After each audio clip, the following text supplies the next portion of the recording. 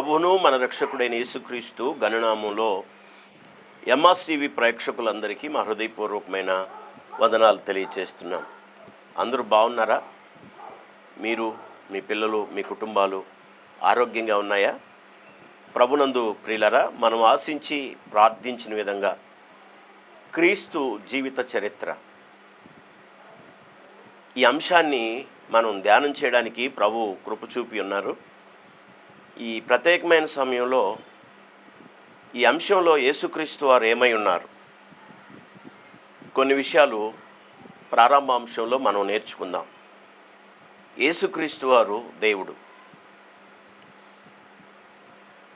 ఎలా ఆయన దేవుడని నిరూపించబడ్డాడు అనడానికి కొన్ని విషయాలను ఈ ప్రత్యేకమైన అంశంలో మనం ధ్యానం చేద్దాం. యేసుక్రీస్తు బెత్లెహేంలో పుట్టకముందే ఆయన పూర్వ ఉనికి కలిగి ఉన్నాడు. అంటే ఆయన ఉన్నవాడు. ఆయన నేను ఉన్నవాడను అని చెప్పాడు. ఇది దేవుని మాట. యేసుక్రీస్తు కూడా దేవుని వలె ఉన్నవాడు, దేవునితో ఉన్నవాడు, దేవునిలో ఉన్నవాడు. యేసుక్రీస్తు నిత్యుడు. యేసుక్రీస్తు ఒక కాలానికి సంబంధించిన వాడు కాడు. ఒక కాలానికి, ఒక సమయానికి సంబంధించిన వాడు కాడు. యేసుక్రీస్తు భూత, వర్తమాన, భవిష్యత్ కాలాల్లో ఉన్నవాడు. ఆయన ఉన్నవాడు. ఆయన నిత్యుడు. నిత్యుడు అనగా ఉన్నవాడు. స్వయంభవుడు అని అర్థం. తనంతటి తానుగా ఉన్నవాడు. ఆయన ఎవరు సృష్టించక్కర్లేదు. సృష్టింపబడిన వాడు కాడాయన. యేసుక్రీస్తు నిత్యత్వాన్ని మనం తెలుసుకుంటే ఆయన దైవత్వాన్ని కూడా తెలుసుకున్న వారం అవుతాం, తెలుసుకున్నట్టే. ఎందుకంటే యేసుక్రీస్తు కేవలం నిత్యుడు కనుక ఆయన నిత్యత్వాన్ని గురించి మొదట మనం తెలుసుకోవాల్సిన అవసరం ఉంది. యేసుక్రీస్తు నిత్యుడు. యేసుక్రీస్తు నిత్యుడైతే ఆయన ఖచ్చితంగా దేవుడై ఉండాలి. దేవుడు మాత్రమే నిత్యుడుగా ఉండగలడు. యేసుక్రీస్తులో ఈ లక్షణాలు సమృద్ధిగా ఉన్నాయి. అందుకే లేఖనాలను మనం జాగ్రత్తగా పరిశీలన చేయాలి.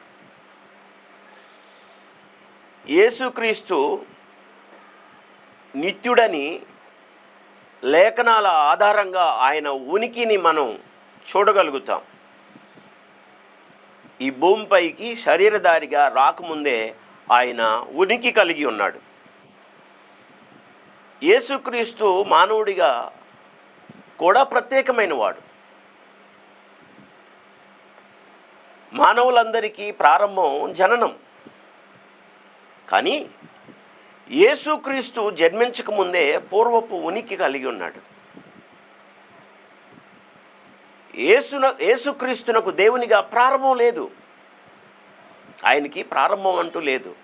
ఆయన అనంతుడు, ఆయన నిత్యుడు, ఆయన ఉన్నవాడు, ఆయన స్వయంభవుడు. దేవునికి మహిమ కలుగునుగాక.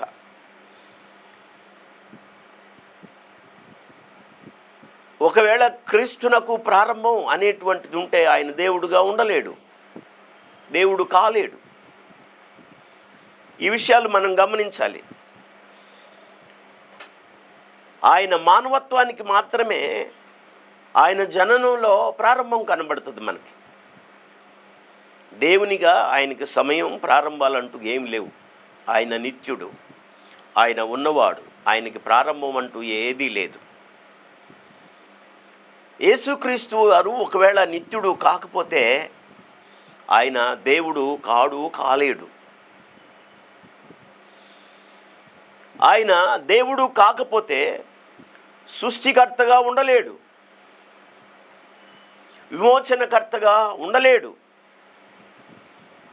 అందుకే ఈ అంశం చాలా ప్రాముఖ్యమైంది. అంచేత మనం ఇక్కడి నుండే క్రీస్తు జీవన శాస్త్రాన్ని మనం ప్రారంభిస్తున్నాం. యేసుక్రీస్తుని గురించి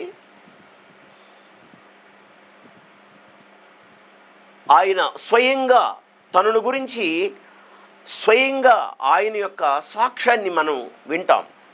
ఈ ప్రత్యేకమైన సమయంలో విందాం. యేసు స్వయం అవగాహన మరియు సాక్ష్యం.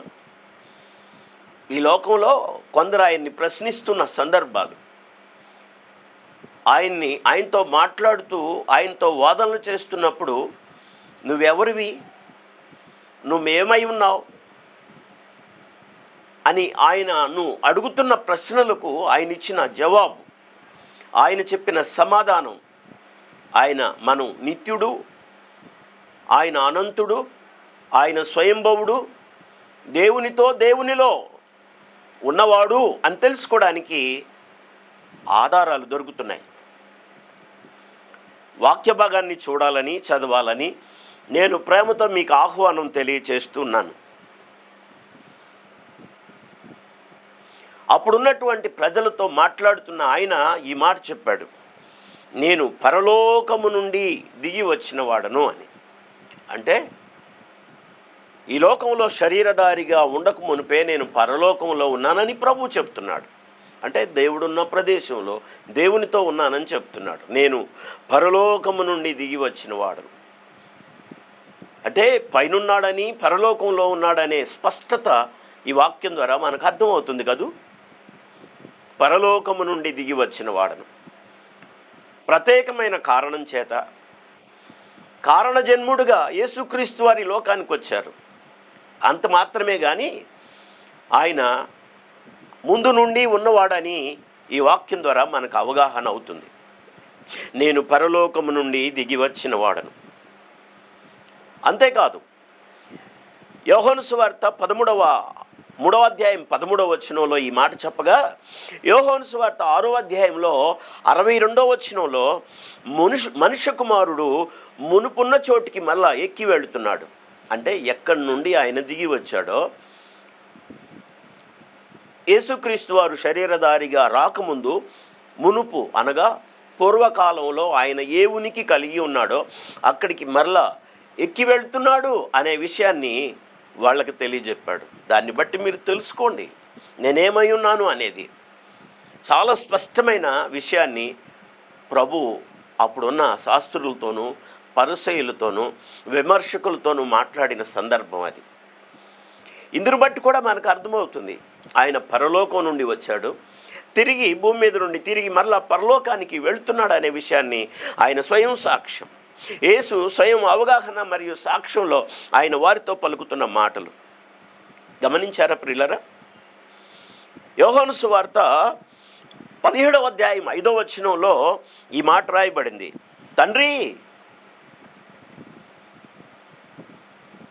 లోకం పుట్టక మునుపు నీ యొద్ద నాకు ఏ మహిమ ఉండెనో.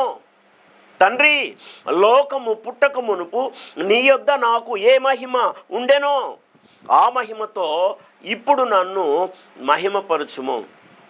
యేసు ప్రభు చెప్తున్న మాటలో ఒక శ్రేష్టమైనటువంటి ఆయన దైవత్వపు ధ్వని మనకు వినబడుతుంది. ఆయన ఏం చెప్తున్నాడంటే, నేను తండ్రి యొద్ద ఉన్నాను, తండ్రికి మహిమ ఉంది, ఆ మహిమలో నేనున్నాను. ఆయన మహిమలో ఆయన మహిమపరచబడుతుంటే యేసు ప్రభు కూడా మహిమపరచబడుతున్న అనుభవాన్ని ఇక్కడ తెలియజేస్తున్నాడు. తండ్రి నీ యొద్ద నేను ఉండినప్పుడు, నీ యొద్ద నేనున్నప్పుడు నాకు అక్కడ ఏ మహిమ ఉండెనో ఇప్పుడు కూడా అదే మహిమతో నన్ను మహిమపరచు. తండ్రి దగ్గర మహిమ పరచబడుతూ ఉండేవాడు తండ్రి మహిమ. అలాగే ప్రభువైన యేసుక్రీస్తు వారు కూడా మహిమ పొందుతున్న వారుగా కనబడుతున్నారు. గమనించారా ప్రియులారా? ఆయన అందుకే మహిమ కలిగిన దేవుడు, నిరంతరుడైన దేవుడు, నిత్యుడైన దేవుడు, ఉన్నవాడైన దేవుడు, స్వయంభవుడైన దేవుడు. ఇవి ప్రత్యక్షమైన రుజువులు. యోహాను సువార్త మళ్ళా చెప్తున్నాను 17వ అధ్యాయం 5వ వచనంలో, తండ్రి లోకము పుట్టక మునుపు అంటే దాని అర్థం లోకం ప్రారంభమైనప్పుడు కాదు, లోకం పుట్టక మునుపే, సృష్టి పూర్వమే నీ యొద్ద నాకు ఏ మహిమ ఉండెనో, నీ యొద్ద నాకు ఏ మహిమ ఉండెనో. చూసారా ప్రియులారా? యేసుక్రీస్తు ప్రభు తండ్రి దగ్గర ఉన్నాడు, తండ్రి మహిమలో ఉన్నాడు, మహిమపరచబడతా ఉన్నాడు. దేవునికి ఎలాంటి మహిమ ఉందని మనం వాక్యం ద్వారా గమనిస్తూ ఉన్నామో అదే మహిమను యేసుక్రీస్తు వారు కలిగి ఉన్నారు. తండ్రి సన్నిధిలో మహిమపరచబడతా ఉన్నాడు. ఇప్పుడు చెప్తున్నాడు తండ్రి, లోకము పుట్టక మునిపే, లోకము పుట్టక మునిపే, లోకాన్ని సృష్టింపబడక మునిపే. ఇవి హిబ్రూ అలాగే గ్రీకు పదాలనుగా మనం చూస్తే వాటిల్లో అక్కడ ఏమని ఉంటుందంటే ఆయన ఉన్నవాడు, ఆయన నిత్యుడు అనే అర్థాలు కనబడతాయి. లోతుగా మనం ప్రియులారా గమనించాలి. ఇవి ప్రత్యక్షమైన రుజువులు. యోహాను సువార్త 8వ అధ్యాయం 42వ వచనంలో నేను దేవుని యొద్ద నుండి బయలుదేరి వచ్చి ఉన్నానని ప్రభు చెప్పాడు. నేను దేవుని యొద్ద నుండి బయలుదేరి వచ్చి ఉన్నాను. నేను లోకానికి సంబంధించిన వాడను కాను. నేను దేవుని దగ్గర ఉన్నాను, దేవుని యొద్ద నుండి బయలుదేరి వచ్చి ఉన్నాను. మళ్ళా నేను దేవుని దగ్గరికి వెళ్తాను అనే మాటలు చెప్తున్నప్పుడు సందర్భంలో చెప్తున్నాడు, నేను దేవుని దగ్గర నుండి వచ్చాను, దేవుని యొద్ద నుండి బయలుదేరి వచ్చాను, దేవుని దగ్గర నుండి నేను ఈ లోకానికి వచ్చాను, దేవుని యొద్ద నుండి బయలుదేరి వచ్చి ఉన్నాను. యోహాను సువార్త 5వ అధ్యాయం 58వ వచనంలో రాయబడిన మాట ఏంటంటే అబ్రహాము పుట్టక మునిపే నేనున్నాను. ప్రియులారా గమనించారా? ఆ దినాల్లో శాస్త్రులు పరిశీలన అడిగారు, నీకు కనీసం 50 సంవత్సరాలైనా లేవే, అబ్రహాము పుట్టక మునిపే ఉన్నావా అంటే అబ్రహాము కాదు, అబ్రహాము కంటే ముందే ఉన్నాను, అబ్రహాము కంటే ముందే ఉన్నాను. సృష్టికి ముందే ఆయన ఉండి ఆయన ద్వారా సమస్తము సృష్టింపబడిందని లేఖనాల ఆధారంగా మనం గమనిస్తున్నాం. ప్రియులారా, అబ్రహాము పుట్టక మునిపే ఎల్లప్పుడూ నేను ఉనికిలో ఉన్నానని ప్రభు చెప్తున్న సందర్భం అది. ఇది గ్రీకు భాష యొక్క అర్థం. నేను లోకం పుట్టక మునిపే ఉన్నాను, అబ్రహాము కంటే ముందున్నాను. అందుకే ఉన్నవాడను, ఉన్నాను అంటే అర్థం ఉన్నవాడను అని ప్రభు చెప్పాడు. దేవునితో సమానమైన అనుభవం ఆయన కలిగి ఉన్నాడని చెప్పడానికి ఫిలిప్పీయులకు రాసిన పత్రికలు రాయబడింది. దేవునితో సమాన అనుభవం కలిగిన వాడై ఉండడానికి ఎంచబడలేదని కాదు, అలాగా దేవునితో సమాన అనుభవం కలిగిన వాడైన భూమి మీదికి మానవ రక్షణార్థమై, మానవ విమోచనార్థమై తాను తగ్గించుకొని రిక్తుడై వచ్చినట్టుగా ఫిలిప్పీయులకు రాసిన పత్రికలో మనం చదువుతాం. శరీరధారి కాకమునిపే ఆయన దైవత్వంతో ఉన్నవాడు. శరీరధారిగా ఈ లోకానికి రాకముందే ఆయన నిత్యుడిగా ఉన్నాడు, తండ్రితో ఉన్నాడు, పరలోకంలో ఉన్నాడు, మహిమపరచబడతా ఉన్నాడని లేఖనాలు ప్రత్యక్షంగా యేసు ప్రభువారే చెప్పిన సందర్భాలను ఇప్పటి వరకు నేను జ్ఞాపకం చేస్తూ వస్తున్నాను. ప్రియులారా, కొన్ని విషయాలు ఇంకా మనం లేఖనాల్లో నుంచి మనం గమనిద్దాం. యోహాను సువార్త 1వ అధ్యాయం 1వ వచనంలో ఈ మాట రాయబడింది, ఆదియందు వాక్యం ఉండెను, వాక్యము దేవుని యొద్ద ఉండెను, వాక్యము దేవుడై ఉండెను. యేసుక్రీస్తు వారు వాక్యమై ఉన్నారు. ఆయన వాక్యమై ఉండి దేవుని యొద్ద ఉన్నాడు. యోహాను సువార్త 1వ అధ్యాయం 1వ వచనాన్ని, యోహాను సువార్త 1వ అధ్యాయం 2వ వచనాన్ని, యోహాను సువార్త 1వ అధ్యాయం 3వ వచనాన్ని కానీ మనం గమనించినట్లయితే ఆయన దేవుడై ఉన్నాడని, దేవుని వాక్యమై ఉన్నాడని వాక్యం చెప్తుంది, దేవుని యొద్ద ఉన్నాడని వాక్యం చెప్తుంది. స్తోత్రం కలుగును గాక. మీరు ఎవరైనా అవ్వచ్చు, ఎక్కడి నుండైనా వాక్యాన్ని వింటుండొచ్చు. యేసుక్రీస్తు వారు ఎవరంటే నిత్యుడు, ఆయన ఉన్నవాడు, ఆయన అనంతుడు, ఆయన స్వయంభవుడు, తండ్రితో కూడా ఉన్నవాడు, పరలోకములో ఉన్నవాడు, నిత్యములో ఉన్నవాడు, కనుక నేను ఉన్నవాడను అంటున్నాడు. గమనించారా ప్రియులారా? ఆయన అందరికంటే ముందుగా ఉన్నవాడు, ఆయన ద్వారానే సమస్తము సృజింపబడిందని వాక్యంలో మనం గమనిస్తాం.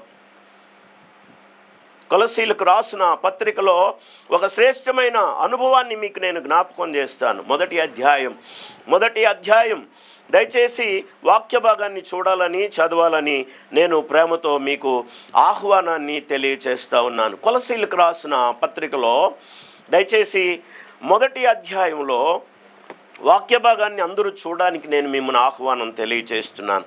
ఆయన ఇక్కడ మనకి సృష్టికర్తగా కనబడతాడు. దేవునికి ఏ లక్షణాలు ఉన్నాయో యేసుక్రీస్తులో అదే లక్షణాలు సమృద్ధిగా ఉన్నాయి, ఉండును గాక. ప్రియులారా గమనించండి, కొలస్సీలకు రాసిన పత్రిక అపోస్తుడైన పౌలు సాక్ష్యం ఇది. అపోస్తుడైన పౌలు సాక్ష్యం ఇది ఏమనంటే 1వ అధ్యాయంలో 14వ వచనం, ఆ కుమారుని యందు మనకు విమోచనము అనగా పాపక్షమాపణ కలుగుచున్నది. ఆయన అదృశ్య దేవుని స్వరూపి అయి సర్వ సృష్టికి ఆది సంభూతుడై ఉన్నాడు. ఏలయనగా ఆకాశమందున్నవి, భూమి అందున్నవి, దృశ్యమైనవి కానీ అదృశ్యమైనవి కానీ, అవి సింహాసనములైనను, ప్రభుత్వములైనను, ప్రధానులైనను, అధికారములైనను సర్వమును ఆయన యందు సృజింపబడెను. సర్వమును ఆయన ద్వారాను ఆయనను బట్టి సృజింపబడెను. ఆయన అన్నిటికంటే ముందుగా ఉన్నవాడు. దేవునికి మహిమ కలుగును గాక. ఆయన అన్నిటికంటే ముందుగా ఉన్నవాడు. ఆయనే సమస్తమునకు ఆధారభూతుడు. గమనించారా ప్రియులారా? ఆయన అందరికంటే ముందున్నవాడు, అన్నిటికంటే ముందున్నవాడు. ఆయనే సమస్తమునకు ఆధారభూతుడు. ఆయన ద్వారా, ఆయనను బట్టి, ఆయన కొరకు సృష్టి అంతా కూడా సృజింపబడింది. అందుకే ఆయన సృష్టికర్త అయిన దేవుడు, ఆయన స్వయంభవుడైన దేవుడు, ఆయన ఉన్నవాడు, ఆయన అనువాడు, ఆయన శ్రేష్టమైనటువంటి నిత్యత్వాన్ని కలిగిన వాడు. దేవునికి మహిమ కలుగునుగాక. మీరు మీ కుటుంబాలు ఆశీర్వాదకరంగా ఉండడం కొరకు ఈ వర్తమానాలు అందించబడతా ఉన్నాయి. ఆధ్యాత్మికంగా మీరు ఎదిగి ఆశీర్వాదకరంగా ఉండాలనుకుంటున్నారా? ఈ ఎంఆర్స్ టీవీని మీరందరూ కూడా తప్పకుండా వీక్షించాలని నేను ప్రేమతో మీకు ఆహ్వానం తెలియచేస్తున్నాను. ఈ వాక్యాన్ని, ఎంఆర్స్ టీవీని మీరు షేర్ చేయండి, లైక్ చేయండి, సబ్స్క్రైబ్ చేసుకోండి. దేవుడు మీ కుటుంబాలకు, మీకును మెండైన ఆశీర్వాదాన్ని దేవుడు దయచేయునుగాక. ఆమేన్. Praise the Lord. God bless you. దేవుడు మిమ్మల్ని దీవించునుగాక. మరొక సిరీస్లో మనం కలుసుకుందాం. ఆమేన్.